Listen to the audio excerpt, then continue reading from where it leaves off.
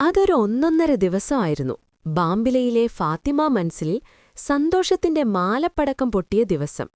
എവിടെ നോക്കിയാലും ഷാമിയാനയും വർണ്ണാഭമായ ലൈറ്റുകളും പാട്ടും ചിരിയും മാത്രം.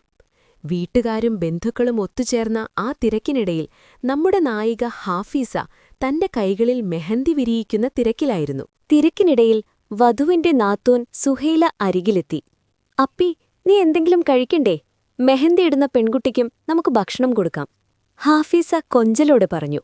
"ശരി ബാബി, പക്ഷെ എനിക്ക് ബാബി തന്നെ ചോറ് വാരി തരുവോ?" പുഞ്ചിരിയോടെ സുഹൈല ഹാഫീസയെ ചേർത്തിരുത്തി സ്നേഹത്തോടെ ചോറ് വാരിക്കൊടുത്തു.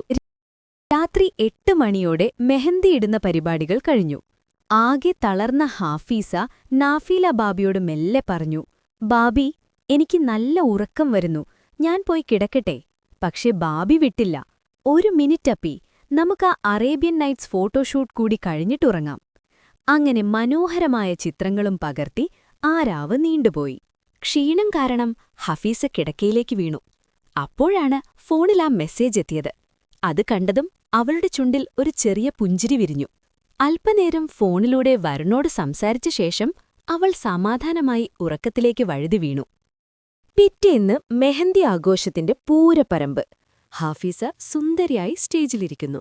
ആളുകളുടെ തിരക്ക്. അപ്പോഴാണ് രണ്ടാമത്തെ നാത്തൂൻ മുബീന ഒരു സർപ്രൈസ് ഗിഫ്റ്റുമായി വരുന്നത്. അത് തുറന്നു നോക്കിയ ഹാഫീസയുടെ കണ്ണുകൾ സന്തോഷം കൊണ്ട് നിറഞ്ഞു തുളുമ്പി. പാട്ടും നൃത്തവും ചിരിയുമായി ആ പകലും കടന്നുപോയി.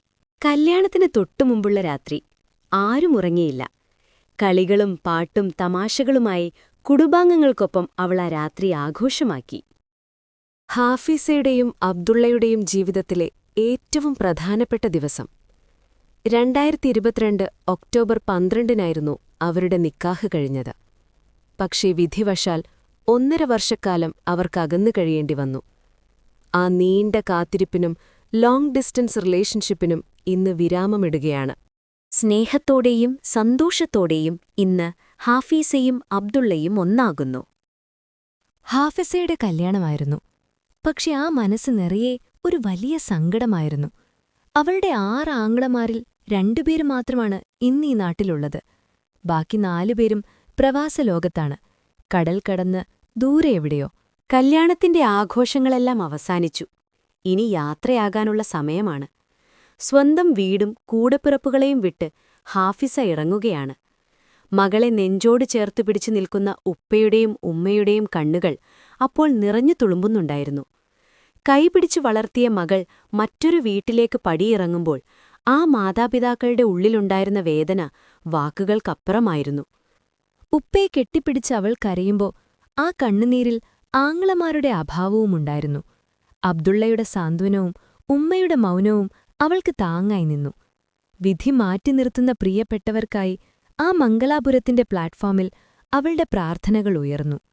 കണ്ണീരോടെയാണെങ്കിലും തന്റെ പ്രിയപ്പെട്ടവർക്ക് യാത്ര നൽകി ഹാഫിസ അബ്ദുള്ളയുടെ ജീവിതത്തിലേക്ക് വലതുകാൽ വെച്ച് കയറി. അവർ തിരുവനന്തപുരം തൊളിക്കോടെ അബ്ദുള്ളയുടെ വീട്ടിലേക്ക് യാത്രയായി. അളവറ്റ സന്തോഷവും പരസ്പരമുള്ള പൊരുത്തപ്പെടലുകളും കുഞ്ഞു പരിഭവങ്ങളുമായി 1 മാസം കണ്ണടച്ചു തുറക്കുന്ന വേഗത്തിൽ കടന്നുപോയി. ഒരു ദിവസം കുളിച്ചുകഴിഞ്ഞു വന്ന ഹാഫിസയ്ക്ക് പെട്ടെന്ന് വല്ലാത്ത ക്ഷീണവും തലകറക്കവും അനുഭവപ്പെട്ടു. വീട്ടുകാർ ഉടനടി അവളെ ആശുപത്രിയിലെത്തിച്ചു. പരിശോധനകൾക്ക് ശേഷം ഡോക്ടർ പുഞ്ചിരിയോടെ ആ സുവാർത്ത അറിയിച്ചു, "അബ്ദുള്ള, നിങ്ങളൊരച്ഛനാകാൻ പോകുന്നു." ആ വാർത്ത കേട്ട് അബ്ദുള്ള സന്തോഷം കൊണ്ട് കുറച്ചുനേരം നിശബ്ദനായി നിന്നുപോയി. വീട്ടിലെത്തിയപ്പോൾ എല്ലാവരും അത് ആഘോഷമാക്കി. പിന്നെ അങ്ങോട്ടുള്ള 9 മാസങ്ങൾ ഹാഫിസയുടെ ഓരോ കുഞ്ഞാഗ്രഹങ്ങളും അബ്ദുള്ള നിറവേറ്റിക്കൊണ്ടിരുന്നു. സ്കാനിങ്ങും ചെക്കപ്പുകളുമായി ആ ദിനങ്ങൾ മനോഹരമായി കടന്നുപോയി. ജനുവരി 30 രാവിലെ ഹാഫിസയ്ക്ക് ചെറിയ വേദന തുടങ്ങിയെങ്കിലും അവളത് കാര്യമാക്കിയില്ല. പക്ഷെ രാത്രിയായപ്പോഴേക്കും വേദന കൂടി വന്നു. അവൾ മെല്ലെ അബ്ദുള്ളയോട് പറഞ്ഞു, "ഇക്കാ, എനിക്ക് വയറുവേദനയെടുക്കുന്നു." നിമിഷങ്ങൾക്കുള്ളിൽ എല്ലാവരും ചേർന്ന് അവളെ ആശുപത്രിയിലെത്തിച്ചു. പുറത്ത് പ്രാർത്ഥനയോടെ കാത്തിരുന്ന അബ്ദുള്ളയുടെ കാതിലേക്ക് ആ സന്തോഷവാർത്തയെത്തി. ഹാഫിസ ഒരാൺകുഞ്ഞിന് ജന്മം നൽകി. വീട്ടിലൊരു ഉത്സവമായി മാറിയ ആ കുഞ്ഞു മാലാഖയ്ക്ക് അവർ ആദം സൈൻ എന്നു പേരിട്ടു. ജോലിസ്ഥലത്തുനിന്നും ഓടിവന്ന് തന്റെ മകനെ കാണുന്നതായിരുന്നു അബ്ദുള്ളയുടെ ഏറ്റവും വലിയ സന്തോഷം. ഹാഫിസയുടെയും അബ്ദുള്ളയുടെയും ലോകം ഇപ്പോൾ ആ കുഞ്ഞാദം സൈനാണ്. വീട്ടിലെ ഓരോ കോണിലും അവന്റെ ചിരി മുഴങ്ങിക്കൊണ്ടിരുന്നു. മകന്റെ കുഞ്ഞു കുസൃതികളും അവനോടൊപ്പമുള്ള ഈ കളിച്ചിരികളും കാണുമ്പോൾ തങ്ങളുടെ ജീവിതം പൂർണ്ണമായതുപോലെ അവർക്ക് തോന്നി. ആദത്തിന്റെ ഓരോ കുഞ്ഞനക്കങ്ങളും അവർക്ക് വലിയ അത്ഭുതമായിരുന്നു.